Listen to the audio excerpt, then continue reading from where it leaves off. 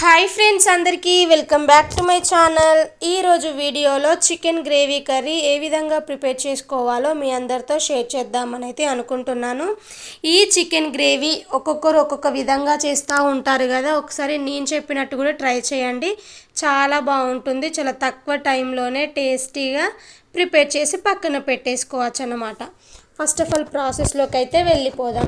ఇక్కడ వచ్చేసి అయితే 3 కిలోల వరకు అయితే చికెన్ అయితే తీసుకున్నాను. ప్లస్ ఉప్పు నిమ్మరసం వేసి నీట్గా వాష్ చేసి తీసుకున్నాను. స్కిన్తోనే తీసుకున్నాను చికెన్ అయితే. ప్లస్ పీసెస్ అనేవి కాస్త పెద్దగా కాకుండా చిన్నగా కాకుండా మీడియంగా ఉండేటట్టు అయితే చూసుకోండి. ఇందులోకి నేను 3 స్పూన్స్ వరకు కారాన్ని అయితే వేస్తున్నాను. నేను వేస్తున్న కారం వచ్చేసి అయితే కరాని కారం అన్నమాట. కాస్త స్పైస్ ఎక్కువగానే ఉంటుంది కాబట్టి మీరు తినే టేస్ట్కి తగ్గట్టు కారం వేసుకోండి.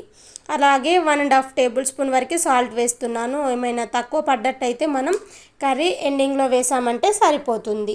అలాగే 1/2 టీ స్పూన్ వరకు పసుపు, 1 టేబుల్ స్పూన్ వరకు అల్లం వెల్లుల్లి పేస్ట్.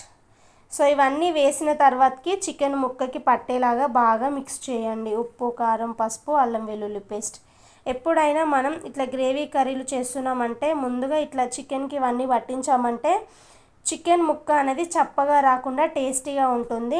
ప్లస్ ఇట్లా కలిపేసి దీనిపైనుంచి మూత పెట్టుకొని 1/2 అవర్ పాటు అయినా పక్కన పెట్టేశారంటే చికెన్ మ్యారినేట్ అవుతుంది. చికెన్ పీస్ అనేది టెండర్గా జ్యూసీగా అవుతుందన్నమాట.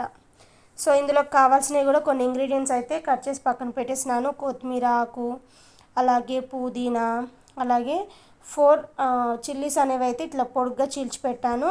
3 మీడియం సైజు ఆనియన్స్ అనేవి స్లైసెస్ లాగా కట్ చేసి తీసుకున్నాను. స్టవ్ పైన గిన్నెను పెట్టుకొని 3 స్పూన్స్ వరకు ఆయిల్ అయితే వేసుకోవాలి.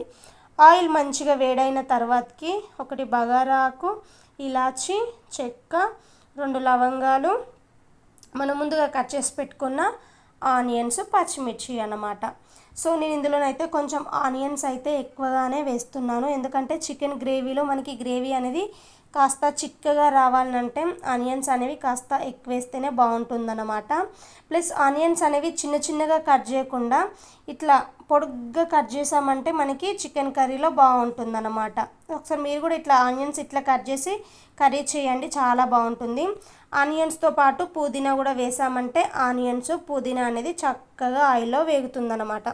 మనం వేసిన ఆనియన్స్ అనేవి పూర్తిగా ఆయిల్లో ఫ్రై అయ్యి లైట్ బ్రౌనిష్ కలర్ వచ్చేసేపు అయితే ఫ్రై చేసుకోవాలి.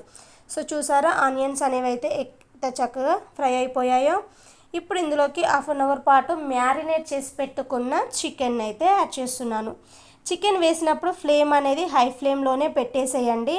హై ఫ్లేమ్లోనే పెట్టేసి ఒక 3-4 నిమిషాల పాటు అయినా కానీ చికెన్ని ఈ విధంగా కలుపుతూ మంచిగా వేయించాలి. చికెన్ అనేది మంచిగా వేగుతుందన్నమాట.